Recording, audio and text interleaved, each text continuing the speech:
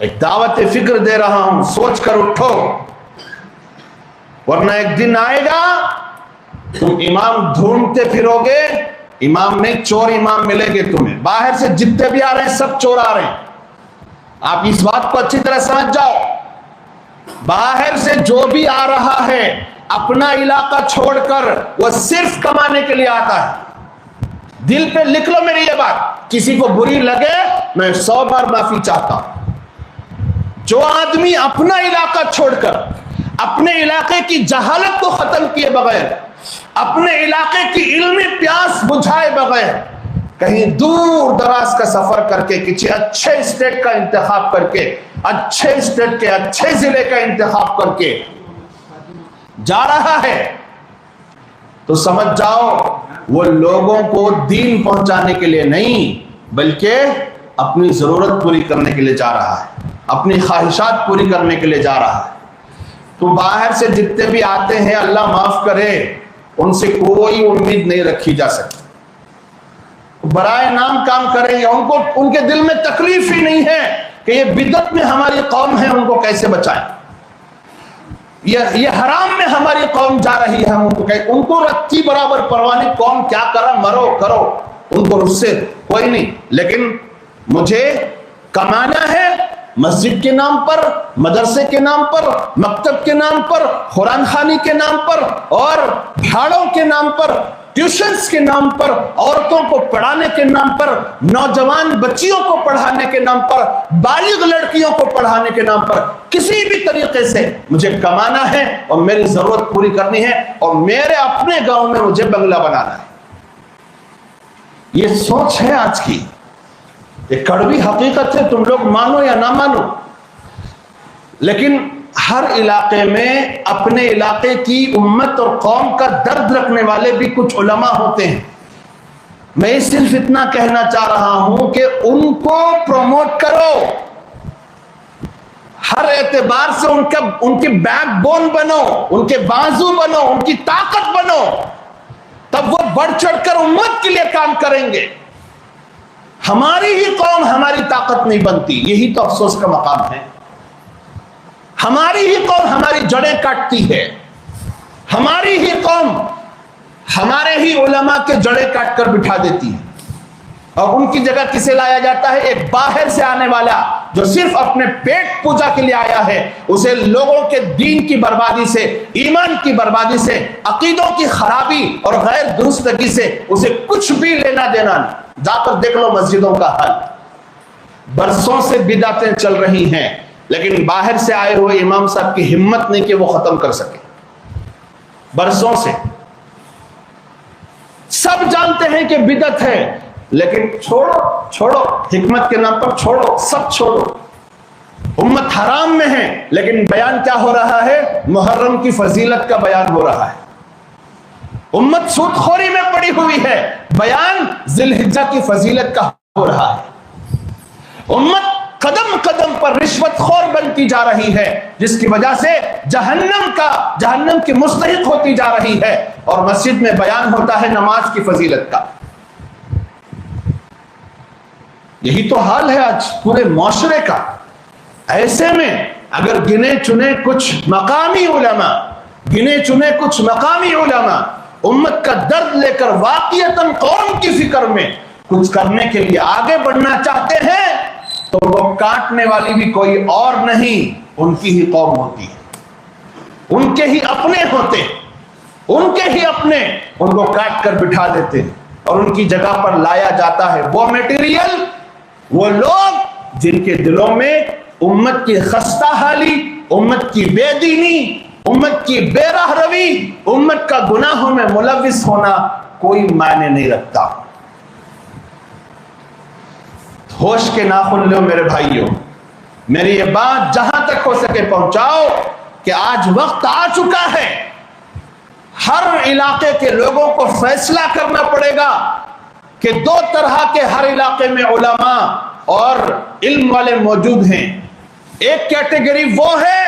جو صرف اپنی قوم کی بھلائی چاہتی ہے، وہ چاہتی ہے علماء کی کیٹیگری کہ لوگوں میں علم پھیلے، لوگوں میں بدعات ختم ہو، سنتوں کو رواج ملے، لوگوں میں حلال کو رواج ملے، حرام ختم ہو، لوگوں میں اللہ کا ڈر پیدا ہو، مخلوق کا ڈر نکل جائے۔ ایک کیٹیگری تو یہ چاہتی ہے، اور دوسری کیٹیگری جو عام طور پر باہر سے آئی ہوئی ہوتی ہے وہ یہ چاہتے ہیں لوگ ناراض نہ ہو، لوگ ہم سے دل برداشتہ نہ ہو، حکمت کے نام پر انہیں کوئی ایسا حکم نہ سناؤ قرآن حدیث کا جس سے وہ ناراض ہو جائیں، ہمیشہ وہ ہم سے راضی رہیں، ہم ان کی جیبوں کو لوٹتے رہیں، ہم ان کی تجوریوں کو لوٹتے رہیں، ہم ان کی دکانوں کو فاتحہ کے نام پر لوٹتے رہیں، دعاؤں کے نام پر ہم ان کے جیبوں سے رقمیں نکالتے رہیں۔ آپ کو فیصلہ کرنے پڑے گا، ایک کیٹیگری کو پروموٹ کرو گے اور ان کے بازو بنو گے، یا بی کیٹیگری کو پروموٹ کر کے اپنے دین اور ایمان کا سودا کرو گے۔ آپ کو طے کرنا پڑے گا، یہ وقت آنے والا ہے۔ میں دیکھ کر پک چکا ہوں،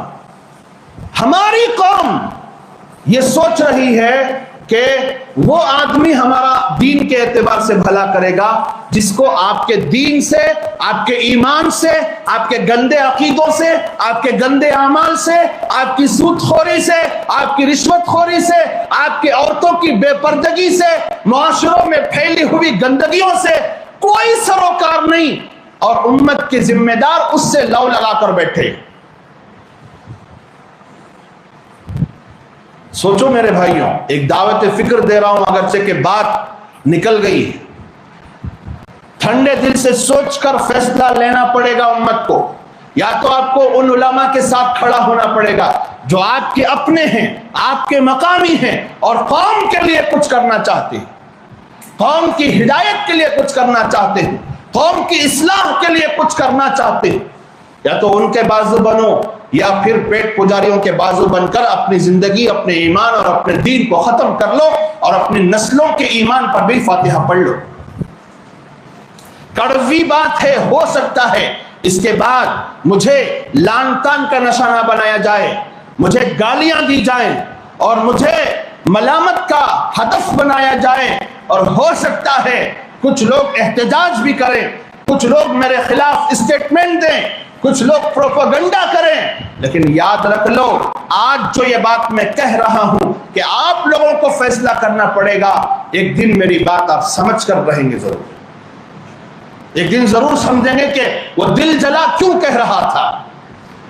جس دن آپ کی آنکھوں کے سامنے، آپ کے مسجدوں میں، مدرسوں میں، مکتبوں میں باہر سے آئے ہوئے وہ لوگ جو صرف اپنے پیٹ کے لیے جینا جانتے ہیں، امت کے لیے جینا نہیں جانتے، جب ان کی طرف سے خرابیاں آپ کے گھروں میں داخل ہوتی ہوئی اور آپ کے بچوں کے ایمان کو ختم کرتی ہوئی اور آپ کے بدعات کو پروموٹ کرتی ہوئی، رسومات کو پروموٹ کرتی ہوئی اور نظر آئیں گی، اس وقت آپ کو سمجھ میں آئے گا کہ یہ دل جلا اس وقت کیوں چیخ رہا تھا۔ میں مثال دے کر سمجھا رہا ہوں، مثال دے کر سمجھا رہا ہوں۔ جس مسجد میں امام کی ذمہ داری یہ ہوتی ہے کہ اپنے محلے میں جو گناہ عام ہو چکا ہے اس کا ذکر کرے، قرآن و حدیث کی روشنی میں اس کی ممانعت بیان کرے، لوگوں کو اس گناہ سے بچانے کی ترغیب کرے، ترغیب دے، واعظ و نصیحت کرے، حضور پاک صلی اللہ علیہ وسلم کے فرمودہ سنائے اور ان کو ڈرائے۔ جس امام کی یہ ذمہ داری ہو، اگر امام یہ کہہ کر پتلی گلی پکڑ لے کہ بھائی لوگ ناراض ہو جائیں گے، لوگ کیا ہو جائیں گے؟ ناراض ہو جائیں گے۔ اگر ہم سود کے بارے میں بولتے ہیں، رشوت کے بارے میں بولتے ہیں، اور بے پردگی کے بارے میں بولتے ہیں، دیگر گناہوں کے بارے میں بولتے ہیں، لوگ ناراض ہو جائیں گے۔ ارے تو نے بخاری کا دورہ، سیاستہ کا دورہ، قرآن کی تفسیر اس لیے نہیں پڑھی تھی کہ لوگوں سے ڈر کر خاموش بیٹھ جائے۔ تو نے قال اللہ قال رسول کی صدائیں مدرسوں میں بیٹھ کر اس لیے بلند نہیں کی تھی کہ لوگوں کے ڈرانے میں آ کر اپنی زبان کو بند کر کے صرف میٹھی میٹھی گفتگو کر کے اپنے بیانوں کو ختم کر لے۔ امت نے تجھے ایک ذمہ داری دی تھی، امت نے مدرسے میں اپنا مال لگایا تھا، امت نے اپنے خون پسینے کی کمائی مدرسوں کو دے کر علماء تیار کرنے کو کہا تھا، اور جگرے والے علماء، بولنے والے علماء، حق کے ساتھ کھڑے ہونے والے علماء، حق بولنے والے علماء، حق پھیلانے والے علماء کو پیدا کرنے کے لیے یہ امت مدرسوں کو چندہ دیتی ہے، یہ امت مکتبوں کو چندہ دیتی ہے، لیکن یہاں سے نکلنے والے صرف اپنی خواہشات کو پورا کرنے کے لیے، اپنی ضروریات کو پورا کرنے کے لیے اور اپنی منمانی ٹھڑپ کو پورا کرنے کے لیے لوگوں کے سامنے جمعہ کا قیمتی وقت میٹھی میٹھی باتیں کر کر، مہینے مہینے کی فضیلت سنا کر، محرم آیا تو محرم کی فضیلت، ذی الحجہ آیا تو ذی الحجہ کی فضیلت، سال ہا سال سے برسوں سے رٹے رٹائے جمعے کے خطبے سنا سنا کر فڈپ کر دیا ہے۔ اکتا گئی ہے قوم کہ ہم نے اپنا مال تو لگایا تھا حق بولنے والے علماء کے لیے اور حق پر جمنے والے علماء کے لیے، امت کی اصلاح کرنے والے علماء کے لیے، لیکن یہ کیا قوم آ رہی ہے؟ نہ کوئی سود کے خلاف بولتا ہے، نہ کوئی رشوت کے خلاف بولتا ہے، نہ کوئی بے پردگی کے خلاف بولتا ہے، نہ حق مال کھانے والوں کے خلاف کوئی ڈنکے کے چوٹ پر بولتا ہے۔ یہ کیسا مال آ گیا؟ امت نے آج مدرسوں کی طرف سے اس وجہ سے بھی بے التفاتی کرنا شروع کر دیا۔ یہ سب وہ کڑوی حقیقتیں ہیں جسے وقت پر سننا اور سمجھنا بہت ضروری ہے۔ ہو سکتا ہے